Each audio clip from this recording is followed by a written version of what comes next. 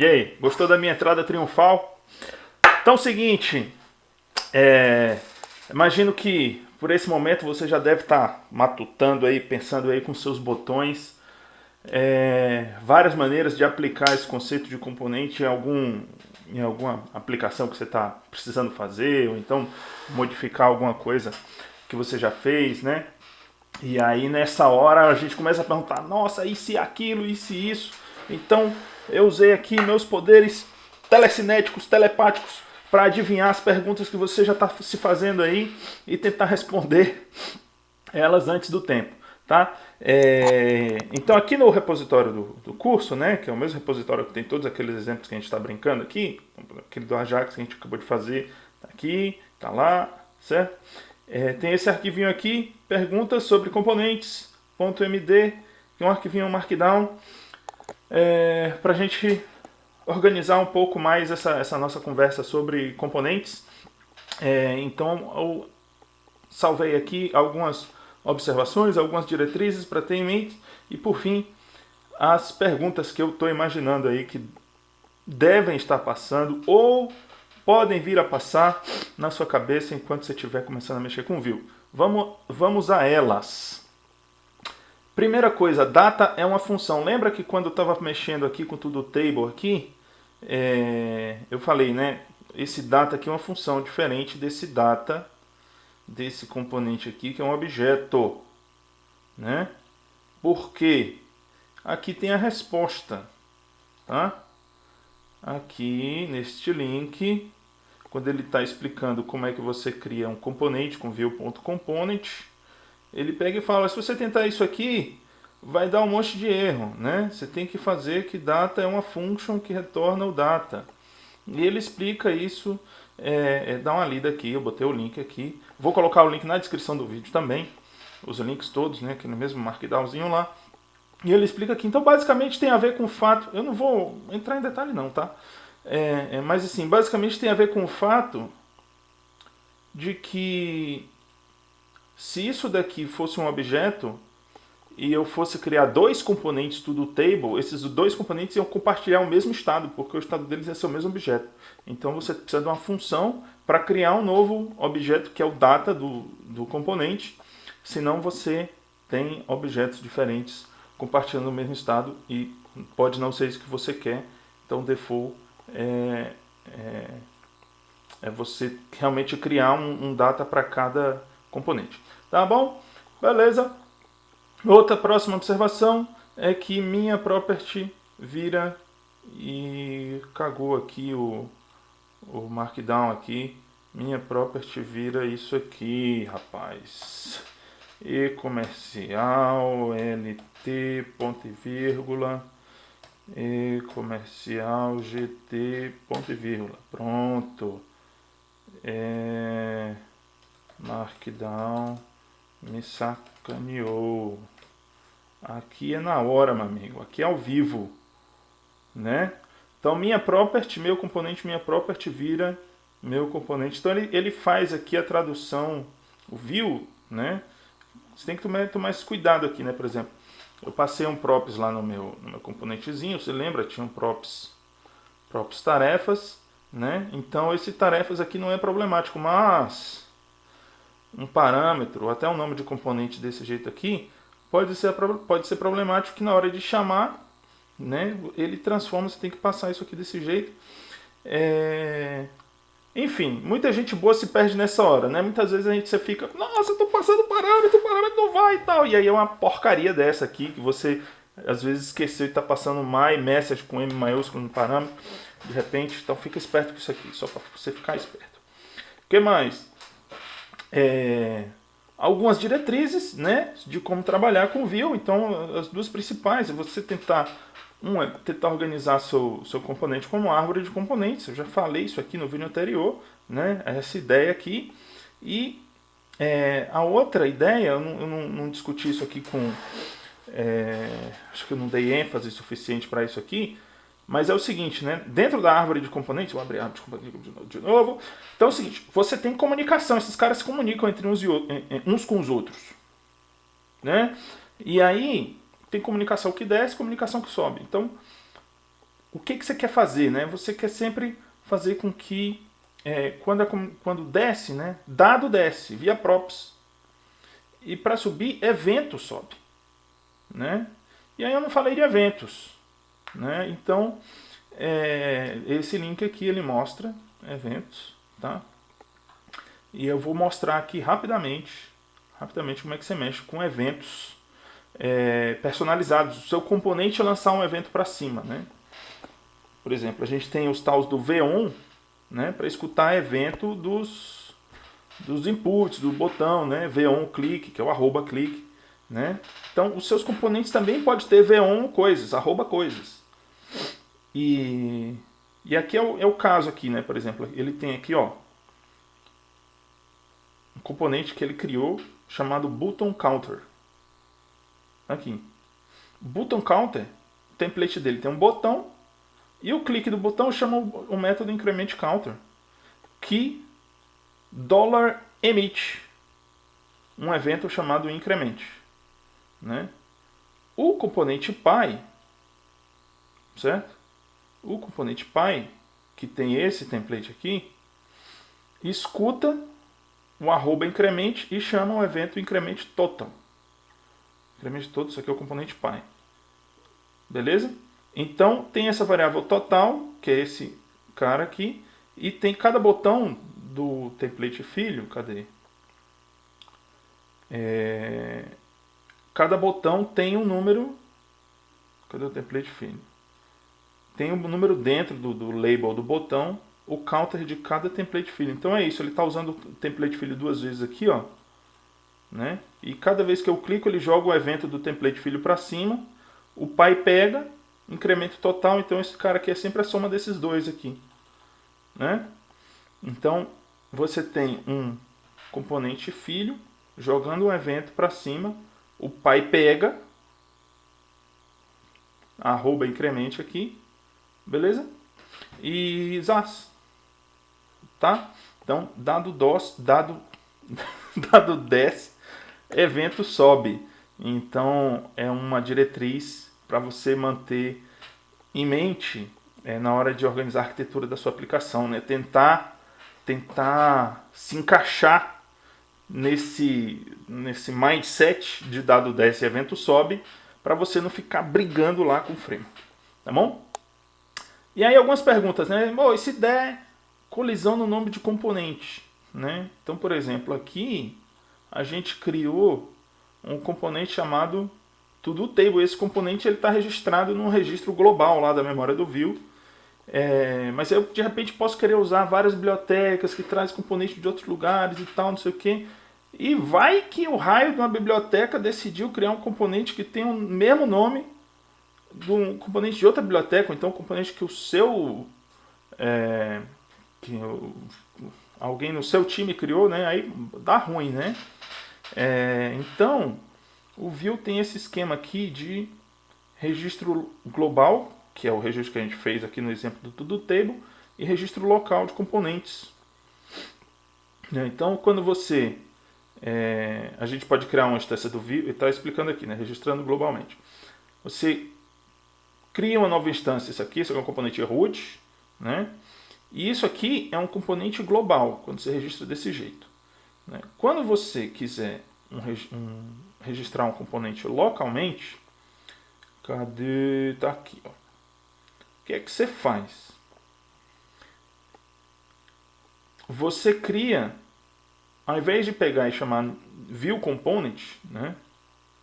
Aqui eu estou chamando Vue Component e estou passando esse objetão aqui, que começa aqui na linha 1 e termina na linha 31. Um objeto que tem 1, 2, 3, tem 4 atributos, né? Ao invés de chamar o Vue.Component, que registra o componente globalmente, o que você faz? Você pega só esse objeto que descreve o component, né?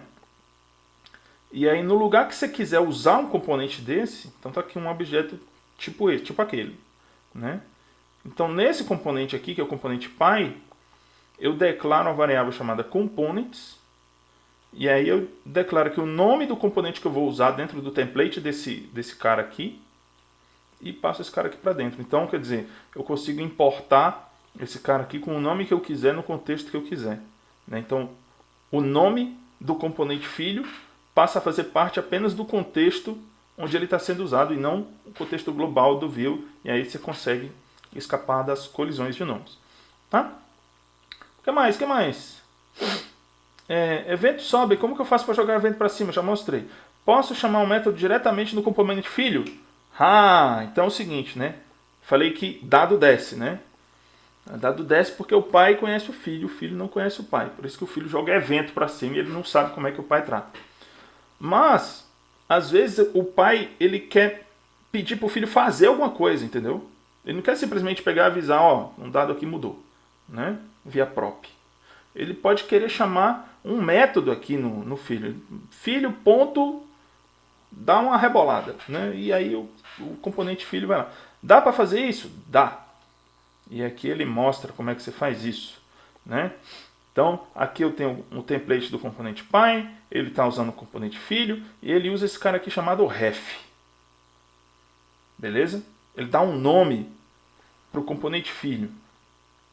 E aí, no pai, né, em qualquer método do pai, ele pode pegar this.$refs.profile. E aí isso aqui vai ter, vai ser uma referência para o componente filho, né? E tudo que tiver lá no methods do filho, se tiver um método faz alguma coisa, ele vai pegar e vai poder falar profile.faz alguma coisa. Tá bom? Então você consegue fazer o pai mandar o filho chamar um método.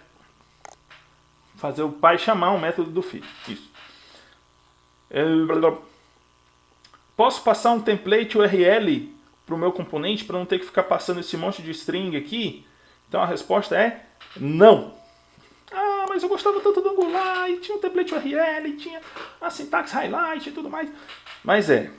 Pois é, não dá, né? E assim, tem algumas justificativas aqui para isso, tá? Aqui, esse link aqui, ele justifica porque eu não suporto o template URL. Então ele pega e fala, olha, primeiro que a gente acha que o componente tinha que ser uma coisa só e a gente não quer deixar você separar para você ficar meio que obrigado a pensar nas coisas como tivesse um acoplamento mais apertado. Segundo é que você tem uma chamada Ajax para carregar o HTML e isso deixa o negócio mais lento e a gente gosta muito de ser mais rápido que todo mundo, inclusive o que o React que o Angular 2. E periri, parará, pururu, então tem toda a justificativa aqui para explicar por que não dá para você usar o template URL. E eu tenho um outro link aqui de um artigo no Medium de um cara explicando todas as 7 maneiras, né, que você consegue definir um template de um componente Vue.js. Então, string, né, template literals, que na verdade foi a mesma coisa que ele usou aqui, mas tudo bem. Então, né, a única diferença é que ele botou uns enter no meio da string aqui, é a string começada com crase. X-templates, né, você pega e coloca aqui o template, hashtag alguma coisa, e aí na sua página HTML principal, você coloca aqui um script type isso daqui, né, dá um ID, que é o ID que ele usou aqui, e aqui dentro você coloca o HTML. Eu acho que tem nada a ver fazer isso, cara. Vai botar um monte, vai ter uma página HTML com um monte de template, script type text, tudo perdido com ID. Vai ser uma zona da manutenção desse negócio. Não recomendo isso não. Inline templates. Isso aqui é bacana. Isso aqui, dependendo do caso, pode ser uma boa, né? Você define o seu componente sem um template. Tem o data, tem o methods, mas não tem o template. Mas na hora de você usar, aqui, mais checkbox, aí você pega e fala inline template. Coloca o template dele aqui dentro. Entendeu? Quando que isso é um problema, né? Isso é um problema quando você quiser reusar esse componente em vários lugares, né? Você tem que ficar repetindo o código template dele, aí não faz sentido, né? Mas se é um componente que você vai usar uma vez na vida, né? Só tem uma instância dele na aplicação, pode ser uma boa. Render functions.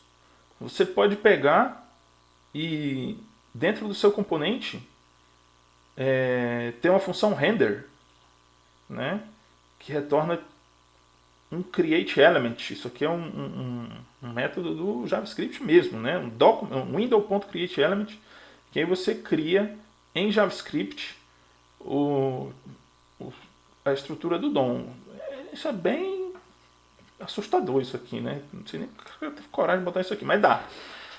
JSX, né? Então, assim, o mais controverso, né? Você pega e usa JSX, implementa o método render com JSX, mas aí você precisa transpilar e tal, não sei o que, né? Mas se você vai usar JSX com Vue, vai programar React logo, vai, né? Deixa nós aqui com o nosso Vue aqui ser feliz. E o jeito que é mais recomendado é o Single File Components, né? Que a gente vai falar. Vai falar quando aqui mesmo?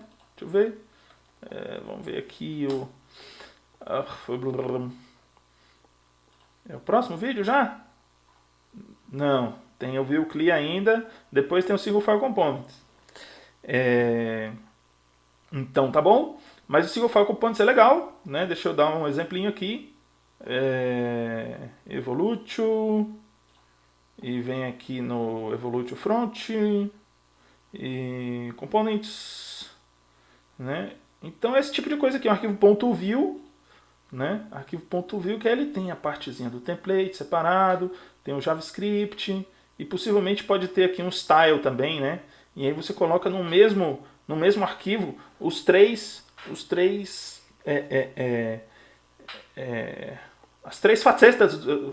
facetas do componente, né? O markup, o JavaScript e o CSS, isso tudo está bastante ligado uma coisa com a outra, essas coisas, coisa que muda junto, vive junto, né? Tem esse componente aqui, né? Do Facebook, esse cara aqui, né? Opa, deixa eu dar logo aqui. Valeu, man! Você tá no YouTube. Beleza. Que mais? Onde estava? Tá?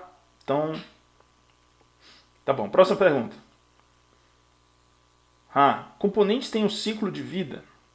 Posso criar listeners de inicialização, destruição de componentes? Né? Então, por exemplo, vamos supor que eu tenho algum tipo de componente que eu quero pendurar ali um método que eu quero que rode quando ele estiver criando o componente e outro quando ele estiver destruindo o componente. Né? Dá para fazer isso? Então a resposta é sim! Né? Ciclo de vida da instância. Então, aqui tem um diagraminha legal, cara. Né? Cada componente do Vue passa por um ciclo de vida que está corretamente representado neste diagrama aqui. E aí dentro desse diagrama tem essas caixinhas vermelhas que são métodos que você pode implementar no seu componente. Então, por exemplo, você chega aqui, você pega o seu componente, né, e pendura um atributo chamado created, por exemplo, né, que é uma função, e aí ele vai chamar esta função uma vez durante a inicialização do seu componente nesta etapa aqui, beleza? Então tem todas esses gatilhos, né, esses triggers que você pode pendurar no componente before create, created, before mount, mounted, before update, update. Isso aqui ele chama várias vezes, né, durante a vida do componente, enquanto tem atualização na tela do template dele. Before destroy e destroyed. Beleza? Então legal, dá uma olhada aqui nessa parte da documentação com calma, mas tem sim, dá para fazer isso também. Próxima pergunta, posso passar conteúdo HTML para dentro do componente? Né? Então isso aqui é acho que um dos casos mais típicos para esse tipo de necessidade é quando você tem, digamos, eu quero fazer um componente de pop-up, né? É uma pop-up, ela tem um título, né?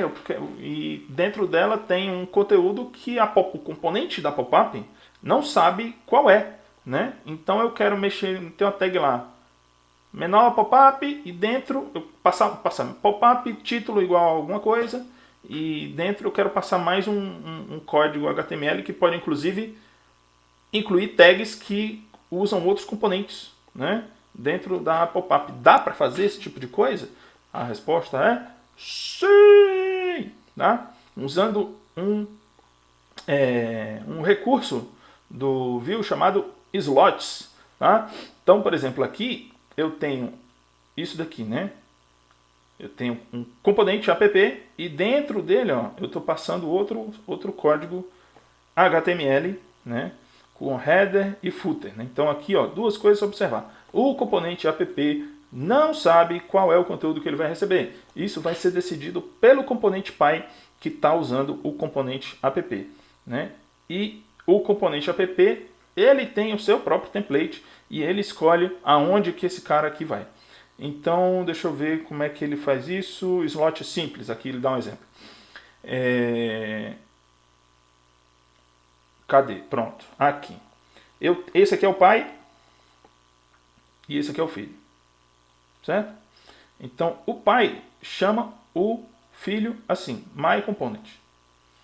E esse é o template do filho. E aí ele usa esse elemento especial do Vue aqui, especial, chamado slot. Certo? Então esse aqui é o jeito do componente filho dizer, olha, se o pai passar aqui um conteúdo HTML aqui dentro, tipo isso, né? Esse conteúdo vai aqui dentro desse lugarzinho aqui. Beleza? É isso. Então, a hora que isso daqui é traduzido lá pelo Vue, né? Ele vai pegar e vai fazer isso aqui. Né? Vai botar eu sou o pai, eu sou o título do pai. Aí aqui dentro do myComponent, ele vai colocar tudo isso aqui, né? Que vai incluir eu sou o título do filho. E aqui dentro do slot, ele vai jogar isso aqui que o pai falou. Beleza? Esse aqui é o slot simples. Aí dá para ficar um pouco mais complexo que isso. Tem um slot nomeado, você pode ter um componente com mais de um slot. Aí cada um dá um nome pro... Cada slot tem um nome, aí o pai escolhe, eu vou passar esse pedacinho de HTML para aquele slot ali, esse pedacinho para aquele slot acolá, e dá para fazer umas coisas bem legais com isso também. Tá bom? Posso fazer binding bidirecional de propriedades entre componentes? Porque assim, né? Tem trabalhando com o Angular JS1, né, o Angular 1, o pessoal meio que descobriu que esse negócio de fazer binding bidirecional não foi uma boa ideia, entendeu? Porque às vezes dava uns bugs difíceis de trabalhar, de debugar. E aí o pessoal chegou à conclusão, não, cara, o fluxo de dado tem que ser unidirecional, né? Então esse negócio de binding bidirecional é chato. Mas de vez em quando você precisa, e o próprio Vue tem lá o vModel, né? O vModel é um binding bidirecional, como não? Né?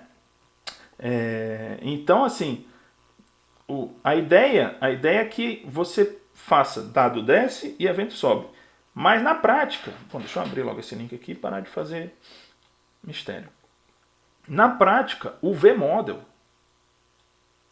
ele é um açúcar sintático para um prop que desce e um evento que sobe. Certo?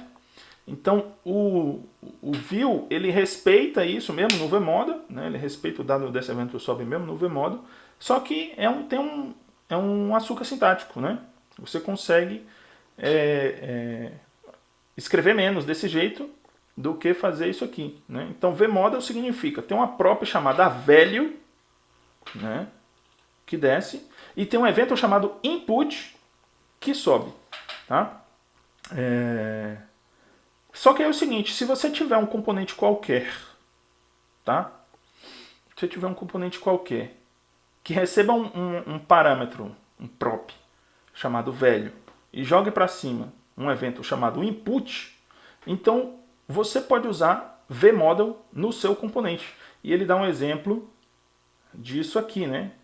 Olha, eu tenho um input de currency, de número que é dinheiro, né?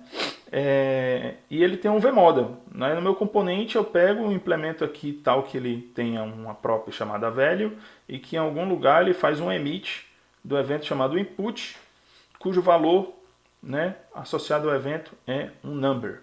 Tá? E aí você consegue fazer um binding bidirecional, né, dessa variável price aqui.